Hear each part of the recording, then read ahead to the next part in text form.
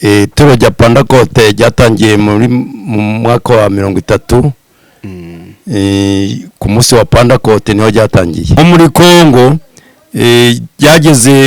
Ryagezeho ituro rya Pentecote ryagezeho mu 1923 rigera ahantu hitwa Macumbi muri Kongo. Muri mu 1921 rigera Buvira muri Kongo. 1932 rigera muri Tanzania. 1935 rigera mu Burundi. 1940 rigera mu Rwanda igihundwe muri Cyangugu. Viko Sagatwa. Niwe wabatijwe bwa mbere, niyo mukristo wa mbere wabatijwe mu ituro rya Pentecote hari igihundwe, abatizwa muri 1943. Twongeye kubasuhuza nshuti bavandimwe Mpambanyayo TV, amahoro y'Imana abane namwe, tubahaye ikaze mu izina rya Yesu Kristo. Nukuri muraba agaciro kuko Yesu aradukunda, Yesu atwitayeho. Haleluya. Jambo ry'Imana rijya ritubwira ngo turi abana b'Imana. Abana b'Imana binyuze mu kwizera Yesu Kristo, kuko ijambo ry'Imana riratubwira ngo abamwemeye bose bakizera izina rye yabahaye ubushobozi bwo kuba abana b'Imana. Abana b'Imana binyuze muri Kristo Yesu. Rero niyo mpamvu ngukomeje nkubwira aho uri hose ngo komera, Yesu aragukunda kandi akwitayeho. Inshingano y'umwana mu rugo no kumvira umubyeyi. Inshingano y'umubyeyi niko amenya ibyo umwana akeneye. Rero nkwifurije mu by'ukuri guko uzirikana neza ko uri umwana w'Imana, hanyuma ukagenda nk'uko abana b'Imana bikwiye. Rero uyu nk'uko mubibona imbere ya kamera dufite umutumirwa si ubwa mbere. Twifuje kugira ngo ntabwo turi musabe kugira ngo yivuge kuko abakunzi b'Impambanyayo TV bamaze kumumenya. Mu by'ukuri ni umushumba uri mu kiruko cy'izabukuru. Ariyo mpamvu twifuje kugira ngo atubwire amateka y'itorero rya ADPR cyangwa se Pentecote. We ari buze kubivuga neza, atubwire amateka mu by'ukuri ku itorero ryageze hano mu Rwanda, kuko twamenye neza yuko anumwe mu bantu mu by'ukuri ba mbere bazi byinshi. Rero niyo mpamvu tuguhaye ikaze. Murakoze. Ituro rya Pentecote ryatangiye mu mwaka wa 30. Ku munsi wa Pentecote niho ryatangiye. Ku munsi wa Pentecote nanone? Ku munsi wa Pentecote niho ryatangiye. Niyo mpamvu baryise aba Pentecote. Noneho riza gukomeza rigeze mu myaka ikurikiyeho, umwuka ugenda ucogora. Waje kubyutswa mu 1900 hariya muri Amerika. Ubyutswa n'abanyeshuri bari muri kaminuza, barasenga bashaka kumenya neza uko umwuka wabayeho n'impamvu utakiriho. Barasenga abatizwa mw'abanyeshuri mu mwuka wera, bamanukira barabatizwa. Noneho abazungu baja gushaka kumva icyo gitangaza. Nk'umuzungu wo muri Sweden ari we wanagejeje ubutumwa bw'itoro rya Pentecote muri Afrika. aja aho muri Amerika, abatizwa mu mwuka wera. Yari umubatisita, ageze iwabo muri Sweden. Itoro rye ryanga iyo myizerere riramuca, riramwirukana. Abamari bamaze kumva no kugira inyota y'umwuka wera, rero n'itoro rya Pentecote baramusanga, abigisha ijambo ry'Imana, babatizwa mu mwuka wera, bigeze aho abatuma kuja kuba ba missionnaire mu bihugu bitandukanye. Nko muri Kongo ryagezeho itoro rya Pentecote ryagezeho mu 1923 rigera ahantu hitwa Macumbi muri Kongo. Mu 1921 rigera Buvira muri Kongo. 1932 rigera muri Tanzania. 1935 rigera mu Burundi. 1940 rigera mu Rwanda igihundwe muri Cyangugu. Rigeze muri Cyangugu rero rikwirakwizwa aho ngaho muri Cyangugu mu 1946 byageze ahantu yitwa Ibugutu, rizanywe na Daniel Brokes umuzayirwa. 1946 rigera Gasonga aho nyine muri Cyangugu, yagejejwe n'uwitwa Binyaruko Aburahamu umuzayirwa nanone. 1947 habatizwa umuntu witwa Gabriel Pastor Gabriel Kapitura, abatizwa mu mazi menshi kuri 30 z'ukwa 12 1945. 1981 rigera Ibugutu, umwuka wera, abantu babatizwa umwuka wera batangira kuvuga izindi ndimi. 1951 byasengeye itorero rya Pentecote Cyangugu, byasengeye umusazi arakira. 1965 ububyutse bwarakomeje aho muri Gihundwe bugera Muhehwe. 1954 byageze itoro ryageze Igisenyi, hariya mu mujyi mu karere ka Rubavu.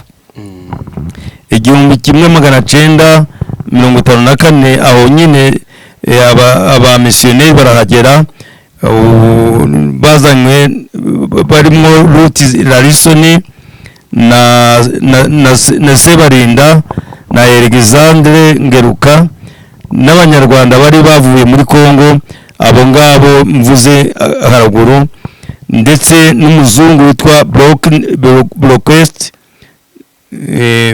ni nabo batangije umurimo w'Imana w'itorero rya Pentecote mu Rwanda hariya ku Gisenyi. Abo noneho mu 1957 Kayihura avuye muri Kongo nawe arabafasha mu byerekeye byo kwigisha abana b'ubwenge no kuvuga ubutumwa. Aho muri uwo mwaka w'1958 habonetse ikibanza Igisenyi gitanzwe na administrateri w'umuzungu aho muri uwo mujyi wa Gisenyi, ndetse niho hatangiye inyubako muri icyo gihe. Uko byakomeje rero ntabwo byabaye aho Icyangugu gusa n'Igisenyi, ahubwo bigeze mu mwaka wa 1961 itorero rya Gisenyi yatumye umupasitoro wa Rututsi Burundi witwa Nyandwi Filipo, atangirira hariya guca amabuye ari kumwe n'uwitwa Karuhije wa Rututsi Cyangugu, batangirira guca amabuye hariya mu cyahoze ari komine Nguri. Ubwo bimukira rivara guca amabuye rigera mu Ijenda, rigera hariya ku Kinanira, rigera Rwamikeri. Uwo mupasitoro asubira iwabo kuja kuruhuka hariya i Burundi, amara y'umwaka agarutse hariya hano mu Rwanda, atangirira umurimo w'Imana hariya Ibukane mu cyahoze ari Prefecture ya Ruhengeri, ubu ni mu karere ka Musanze. Ubwo muri uwo mwaka wa 1964 ubutumwa bwakwiye hirya no hino mu cyahoze ari Prefecture ya Ruhengeri, ndetse ntabwo bwabaye aho gusa, ubwagiye bugera mu mijyi yo mu Rwanda nk'i Kigali bwagezeyo 1967 butangira hari Gasave muri Kigali. Gikongoro byageze 1967 tangira mu mujyi ari Gikongoro. Butare yaje hageze 1968 rigera mu mujyi i Butare. 1969 rigera Gitarama na Byumba. 1963 rigera ku Kibuye Karengera. Aho hose niko byagiye rikwira mu makomine no mu mirenge kugeza na n'uyu munsi. Buri murenge wose wo mu Rwanda ndetse na hafi na buri kagari harimo itorero rya Pantekote mu Rwanda. Kuko itorero ryagiye rikwira muri iki gihugu cy'u Rwanda, ndetse hariya ku Gisenyi ho hagize akarusho. Ni ubutumwa nibo abanyagisenyi bagejeje Igoma ubutumwa bwiza, batumye umupastori witwa Ngeruka niwe wagejeje ubutumwa hari Igoma. Ubutumwa bwiza rero na n'uyu munsi mu itorero rya Pantekote ryatangiye muri 40 kugeza n'uyu munsi muri 2023 rimaze kuba rikuru kandi rimaze kugwira ku buryo rifite abayoboke 2,000,000 n'abandi. Murakoze mwebwe mwumvise amateka y'itorero rya Pantekote mu Rwanda ndetse no muri Afurika mu bihugu bitwegereye. Murakoze cyane, Imana ibahereze umugisha. Icyo nzi cyo niko itorero rya Pantekote riri mu matorero navuga ashobora kuba ni irya kabiri abanza Katolika kurikiha Pantekote mu bantu bafite abakristo benshi. Mu makuru twumva ndetse avugirwa no ku maradiyo batubwira ko itorero rya Gatolika idini rya Gatolika niryo rifite abantu benshi. Ariko irya kabiri nubwo ryaje hagati ahandi yaribanjirije nk'abadivanti babanjirije itorero rya Pantekote, abangelikani babanjirije itorero rya Pantekote, abametodiste nuko n'andi matorero amwe n'amwe. Ariko itorero mu bwinshi, itorero rya kabiri rifite abayoboke benshi ni itorero rya Pantekote mu Rwanda. Murakoze cyane. Twumvishije yuko mu Rwanda hose Bukane habanje Gisenyi, akurikiraho Camabuye, manuka Bukane, nimba ntibeshe. Bivuze ngo Bukane niyo bware Bukane bikomeza. Ariko buvuye hehe? Igisenyi. Hari aho tubwiye Igihundwe mu ntuza aho ADEPR yatangiriye. Ni Igihundwe. Buri gihu ariho ntuza wabatirijwe ntuza Ludovico Sagatwa. Niwe wabatijwe bwa mbere, niyo mukristo wa mbere wabatijwe mu itorero rya Pantekote hari Igihundwe. Abatizwa muri 1943 kuko ryageze muri 40 ndimara imyaka 3 ritaba ryabatiza umuntu kuko ribatiza umuntu wihanye.